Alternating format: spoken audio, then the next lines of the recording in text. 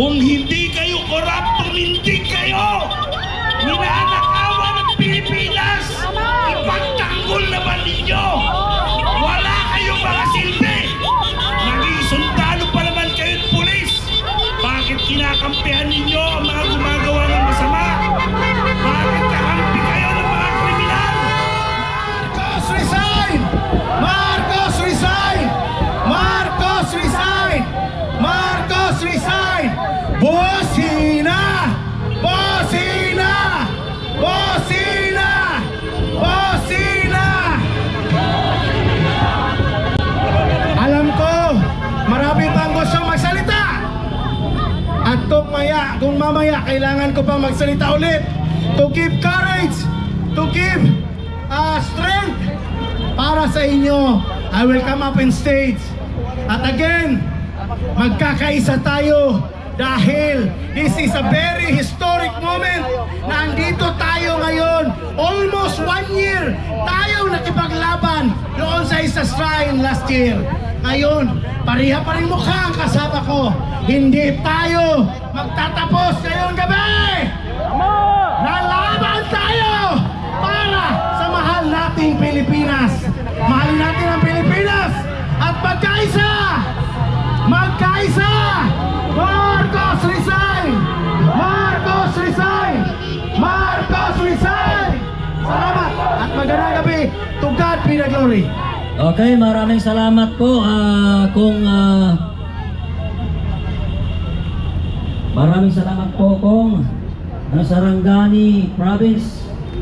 At ito po, meron pang nagpabot din dito ng isang sulat. Ito ay magsasalita din dito sa entablado. Walang iba kundi si Kuyang Aguilion. Kuyang Aguilion, akyat po kayo dito. Magandang umaga o magandang gabi, mamamayang Pilipino. Nakikita nyo po rito ang mahal nating bandila.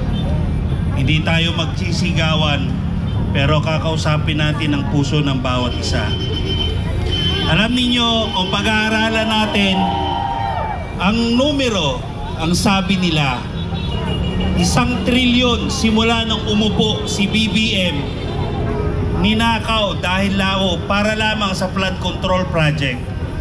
1 trilyon para lamang sa flood control project. Paano pa yung mga ninakaw sa tulay? Paano pa yung ninakaw sa kalsada? Mga kababayan, DPWH pa lang yan. Mga ninakaw ng DPWH. Paano pa yung ninakaw ng DOH? Paano pa yung ninakaw ng DA? Paano pa ninakaw sa custom? Paano pa ninakaw ng BIR? Naubos ang pera ng taong bayan. Sana wala nang mahirap.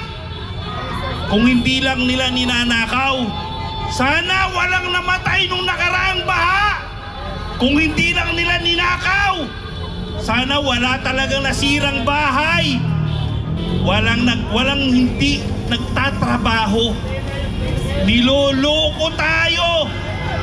Kung hindi sila nagnakaw, sana yung mga may sakit na nabibilang na ang buhay may laban pa. Pero patuloy tayong niloloko. Ang sabi ni Bongbong Marcos, ang sabi niya, kung hindi daw siya presidente, sasali siya sa rally. Pero kaya may rally dahil siya ang presidente.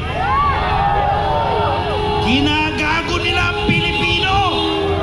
Ano ang tawag sa atin? Hindi tayo mga gago. Hindi tayo uto-uto.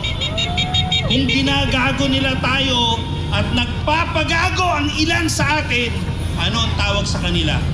Mga gago. Isipin ninyo yung mga bumupuri kay BBM, mga hangal. Diba? Minsan naging tanga tayo. Bakit? Binoto natin siya. Pero hindi tayo naging bobo. Hindi tayo sumusuporta sa kanya. At lalong hindi tayo hangal na pinupuri natin ang bangag na yon. Isipin ninyo, hanggang ngayon, hindi man lang niya dinidinay na adik siya.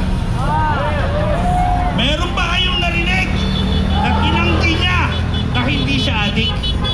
Ni ang anak niya, ni ang pamilya niya, sinasabi pa nila na hindi siya adik. Sabihin nga ninyo kung meron kayong isang salita na narinig sa kanya. At ito pa, meron ba kayong paniniwalaan kay BBM? Sa dami na sinabi niya, ang sabi ng lolo ko, ang sinungaling ay kapatid ng magnanakaw. At ang magnanakaw ay likas na sinungaling. Mabuhay na habang tayo sa korupsyon. Mabuhay na habang tayo kay Marcos. Alam niyo, kapag tinitingnan natin yung mga kabataan natin nahihirapan doon sa public school, kung hindi sila nagnakaw, sana ang ganda ng eskwelahan natin. Sana ang ganda ng edukasyon natin. Kung hindi sila nagnakaw, sana may trabaho lahat ng tao. Bakit pa sila nagnakaw? Sinong may kasalanan? Alam niyo? Kilala ninyo? Tandaan ninyo? Anong unang-unang executive order ni Marcos? I-abolish ang PACC, ang tagapagbantay ng mga magnanakaw. Bakit? Dahil magnanakaw sila. Dahil plano nilang nakawan ng mga Pilipino. Bakit? Dahil mga masasamang tao sila. Tandaan ninyo, ang kumain ng nakaw, nananaytay sa kanila. Sa isipan at puso nila, magnanakaw sila. Bakit? Dahil pinalaki sila sa nakaw. Diba? Sa lahat na nagsasabi, pilit na pilit kay Marcos. Isa lang masasabi ko sa inyo, mga hangal kayo. Sana magising na lahat ng Pilipino. Magising na tayo. Iisa ating matawag. Pero may tanong ako sa inyo nagtataas ng watawat. Tingnan ninyo ang watawat ninyo. Bakit hindi pa yan baliktad?